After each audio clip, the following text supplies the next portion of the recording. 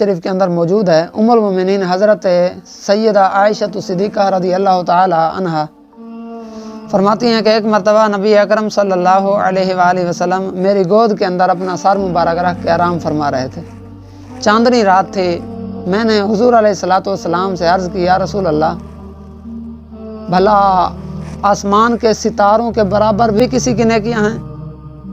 تو حضور علیہ السلام نے فرمایا، ہاں، عمر کی نیکیاں آسمان کے ستاروں کی طرح ہیں۔ پھر عرض کی، یا رسول اللہ، میرے والد کی نیکیاں کہاں گئی؟ ابو بکر کی نیکیاں کہاں گئی؟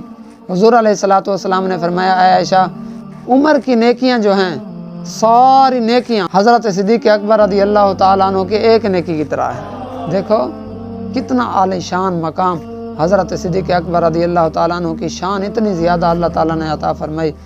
حضرت صدیق اکبر رضی اللہ تعالیٰ عنہ یار غار بھی ہیں اور یار مزار بھی ہیں، غلامی کا حق ادا کر دیا۔